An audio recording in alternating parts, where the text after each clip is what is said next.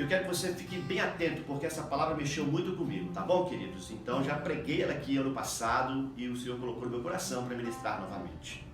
Quero fazer mais uma oração. Senhor, eu quero te entregar nas tuas mãos a nossa vida, todos os irmãos de Filadélfia, os demais amigos e irmãos de outras igrejas, que porventura estejam participando deste culto através, ó Deus, deste culto online. E nós te louvamos por isso, Senhor.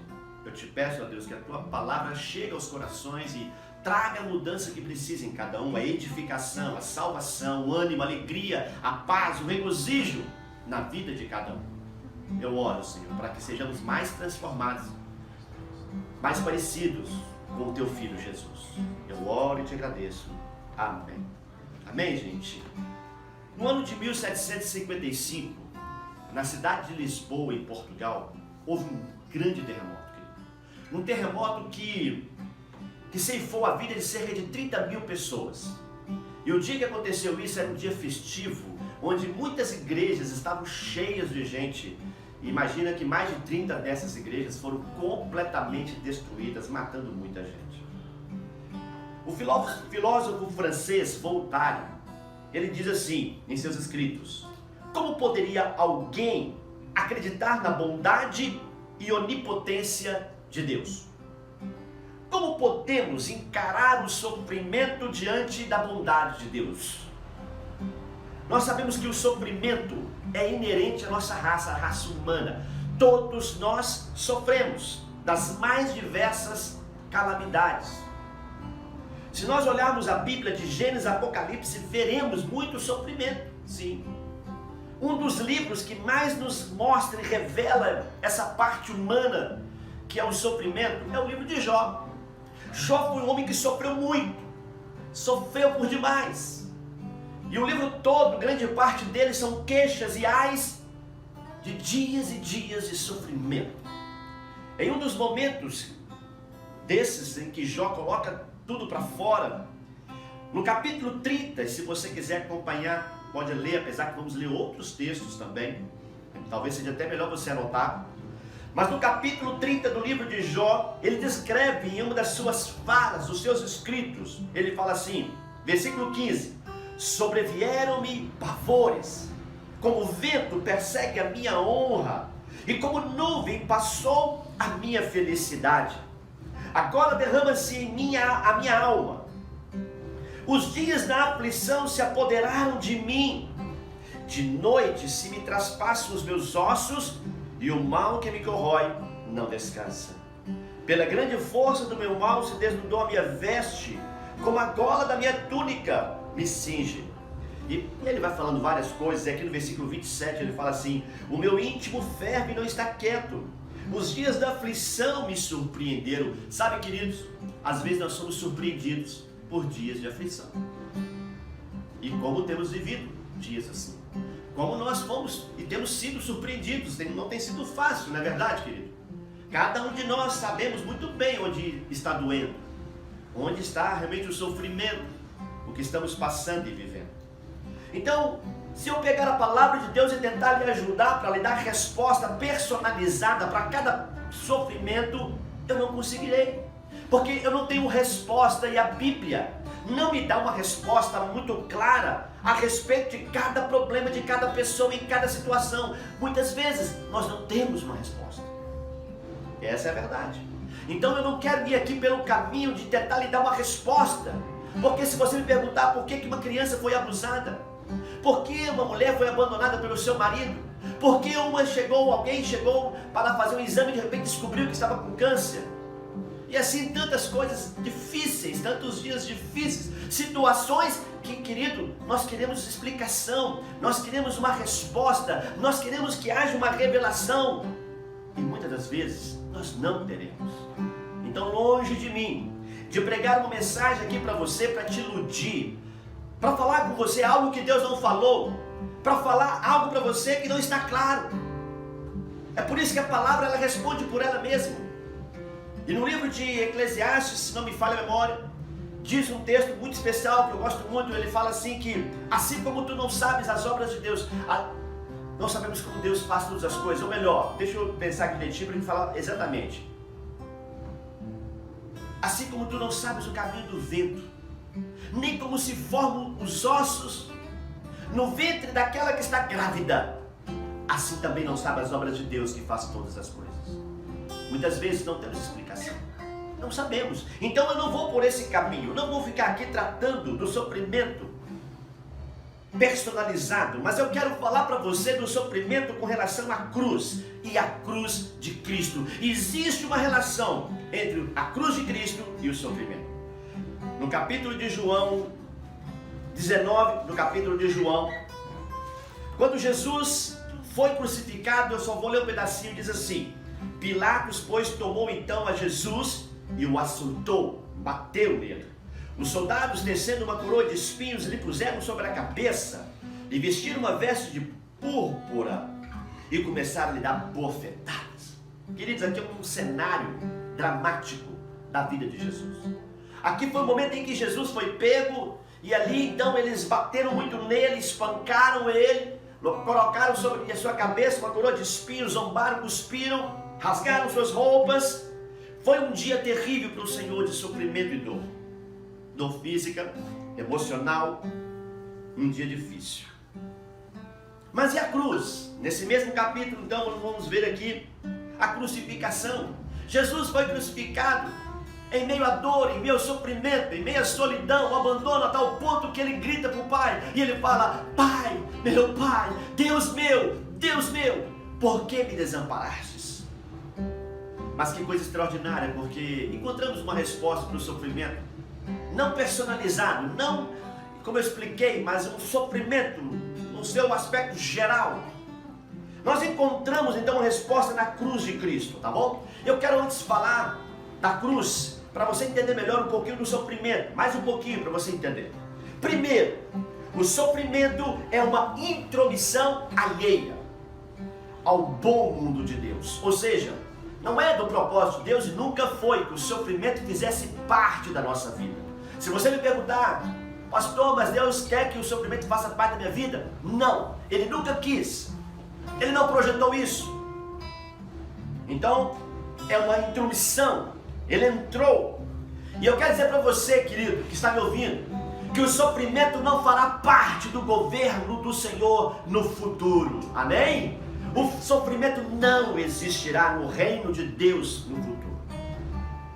Satanás, com certeza, ele é o grande personagem, o personagem principal na propagação do mal, do sofrimento no mundo e na vida dos homens. Satanás é o grande personagem, sim. Não é o grande causador de tudo, mas ele é o grande personagem, um dos causadores do sofrimento humano. Segundo, o sofrimento pode vir como uma consequência do pecado ou do pecado dos outros. Sim, muitas vezes sofremos porque usamos mal a nossa lei de liberdade. Não administramos a liberdade que o Senhor nos dá de maneira adequada. Terceiro, o sofrimento seguido pela dor, a dor sendo um sinal, um dos sinais do sofrimento, do nosso sofrimento. Isso acontece porque, na verdade, a dor é a nossa sensibilidade, que nós podemos perceber o perigo por meio desses sensores da dor, ou seja, ativa o nosso sistema nervoso central, nos dando sinais valiosos de que há perigo. Às vezes, no sofrimento, Deus permite certas dores em nós, mas elas vêm para nos alertar de um perigo maior. E por isso Deus permite muitas vezes. Nós temos momentos em que fica dolorido, parece que as coisas estão mais doloridas, a vida fica mais penosa e sofrida, mas às vezes o Senhor está permitindo para que sejamos mais sensíveis, e com isso Ele nos livra de coisas muito piores à frente. Então, sinais de aviso, a dor são sinais de aviso necessários à nossa sobrevivência pessoal e social. A questão da dor é essencial. Deus criou esse sistema para nos dar, sermos livres de diversos perigos, como eu falei. Outra coisa importante, o sofrimento é também o resultado do ambiente em que nós estamos inseridos. Imagine, por exemplo, alguém que nasce em um país em guerra, alguém que nasce em um país com fome, onde há mais probabilidade de terremotos, tufões, furacões. Muitas vezes essas pessoas já têm sua própria geografia, um ambiente propício ao sofrimento. Como Como nós cristãos, então, devemos reagir diante da realidade do sofrimento? Eu pergunto para vocês, diante dessa realidade do sofrimento, queridos, como nós cristãos temos que reagir? Então aí está o que eu falei no início aqui. Precisamos olhar para a cruz. Eu convido você que está em casa a olhar para a cruz de Cristo, a estar crucificado com Cristo. Porque olha que lindo, qual é a relação então entre a cruz de Cristo e o sofrimento, queridos? Primeiro, a cruz de Cristo é um estímulo à perseverança paciente em meio ao sofrimento. Quando nós olhamos para a cruz de Cristo, nós entendemos que Jesus suportou a cruz e Ele suportou o sofrimento, porque na cruz a paciência é trabalhada, a perseverança é trabalhada, nós somos estimulados a prosseguir, mesmo em meio à dor e ao sofrimento. Nesse fim de dia, início de noite, eu quero falar com você. Você pode estar vivendo tempos difíceis, dolorosos, de perdas, situações que você nunca projetou e imaginou que iria passar.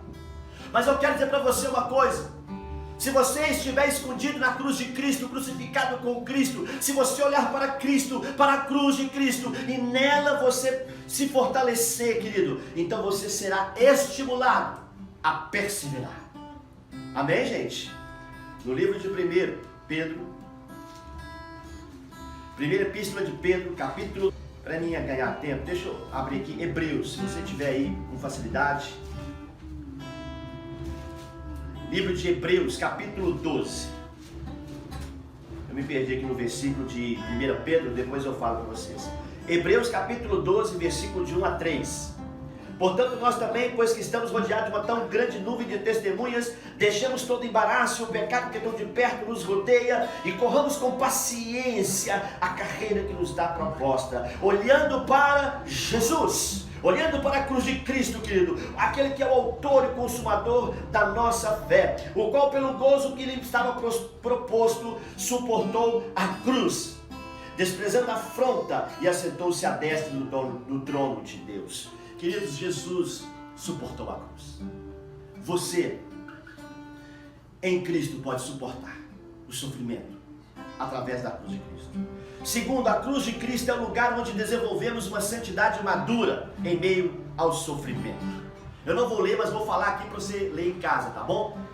Hebreus capítulo 2, versos 10. Hebreus 2, 10. Hebreus 5, capítulo 5, verso 8, 9... E Hebreus capítulo 7, versículo 28. E também Tiago. Se você estiver anotando aí, Tiago capítulo 1, versos 2 e 4. Tá bom?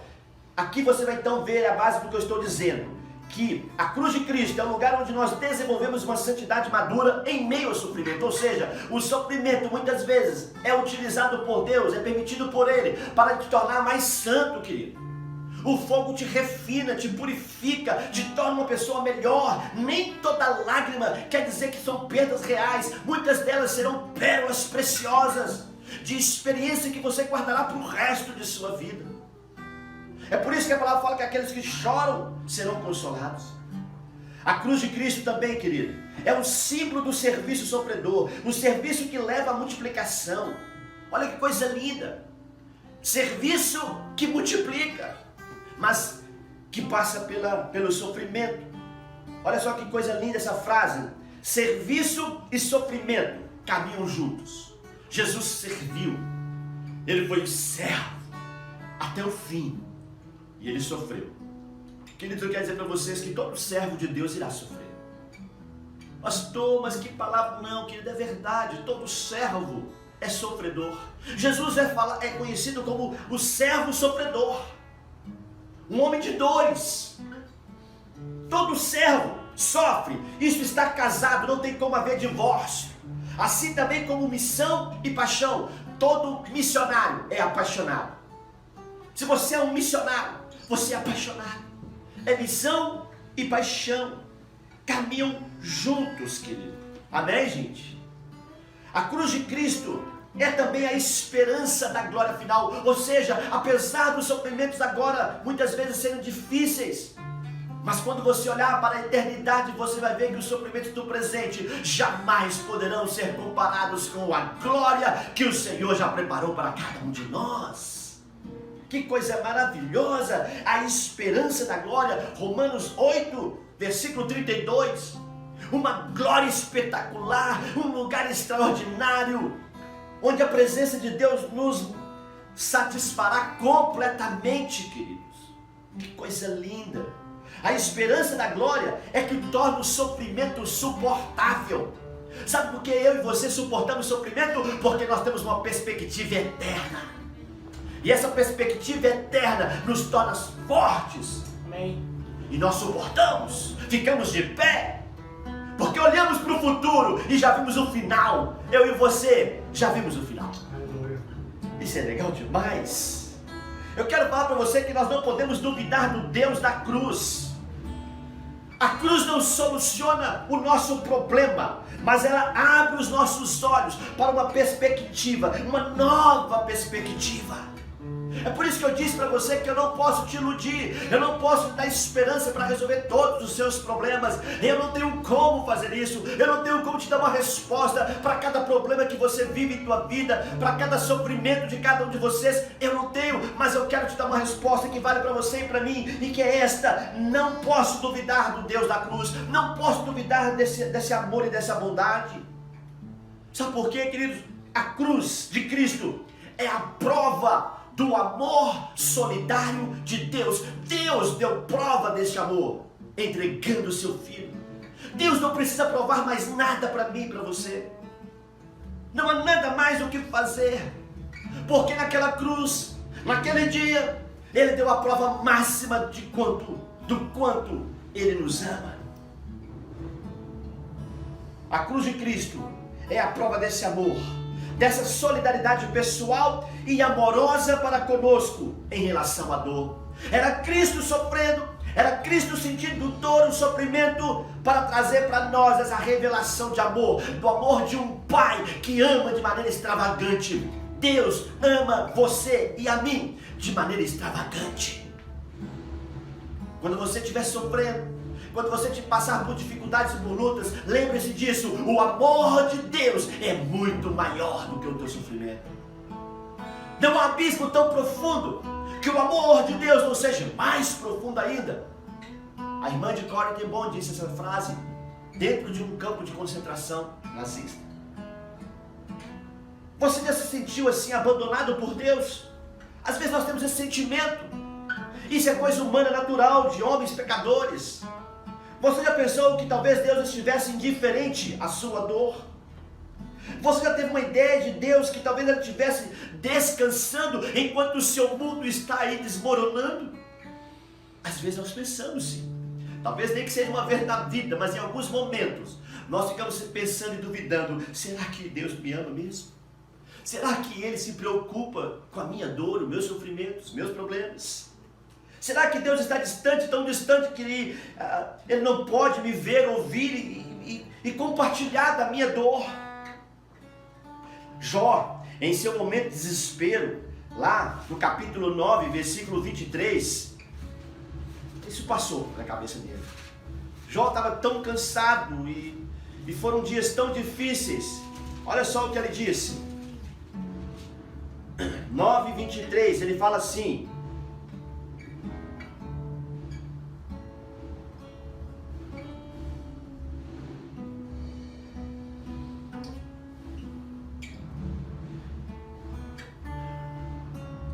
eu acho que na hora que eu fui passar, queridos, alguma coisa eu anotei errado aqui, mas eu não sei o que aconteceu, que eu mudei os versículos aqui na minha anotação pessoal.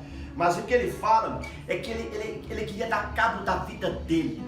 Ele traz um sentimento de suicídio, de morte, de querer morrer, de desistir, de achar que não tinha mais jeito para ele.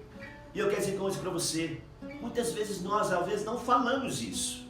Às vezes não confessamos com os nossos lábios, mas nós pensamos, nós sentimos essas coisas. Não é verdade, queridos?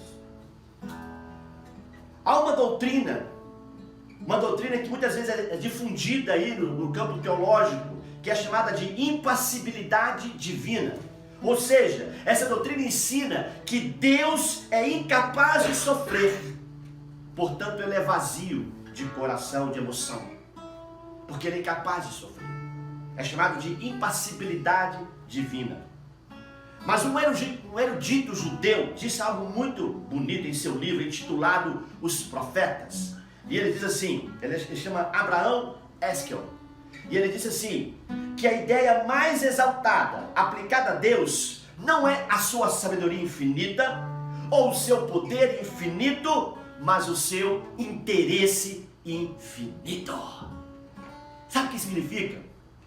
Que Deus é um Deus que tem interesse, e o seu interesse é infinito em relação a você, à causa humana, à dor humana, ao sofrimento humano. Se Deus fosse incapaz de sofrer, então ele seria incapaz de amar. Deus não poderia amar. Deus ama, então ele sofre, porque o amor é auto-doador, por isso que é auto-doador. É o quê? Ele é vulnerável ao sofrimento e à dor. Todo aquele que ama, ele paga um preço por isso. O amor é custoso, o amor tem preço. Quem ama fica vulnerável ao sofrimento e à dor. E é por isso que Jesus teve que dar prova desse amor. E quando ele deu prova desse amor, ele fez isso através do sofrimento. Ele amou o mundo, Deus amou, a tal ponto de dar o seu filho. Deus sofreu como pai, dando o seu filho. Cristo sofreu na cruz, teve dor, enquanto nos amava. Nesta noite eu quero terminar dizendo para você, eu não sei como é que será muito a questão de cada um de vocês quanto à questão financeira, da nossa igreja, da sua vida pessoal, do seu trabalho, seus projetos. Teremos que ressignificar a partir de hoje. Estamos aqui fazendo um culto online. Temos aqui 7 irmãos comigo, em um culto online, vocês em casa participando. E quando é que nós havíamos projetado isso dessa forma? Poderíamos ter gravado um culto como já fiz, mas todos participando ao vivo, a igreja cheia, bonita. Mas e agora? Estamos aqui ressignificando tudo. Estamos aqui refazendo a história. Queridos, eu quero dizer uma coisa para você.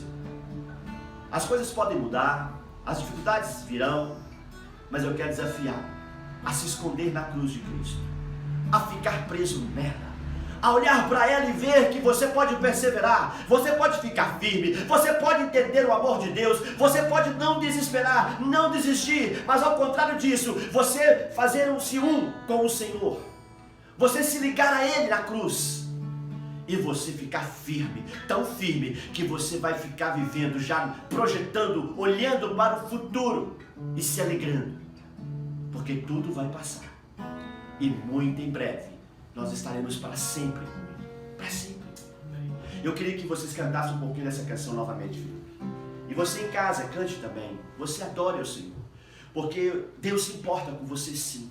Ele tem interesse por você, Ele tem interesse por cada lágrima que você possa ter derramado e as que irão ainda ser derramadas. Ele se importa, mas você vai vencer pela cruz de Cristo, pela cruz de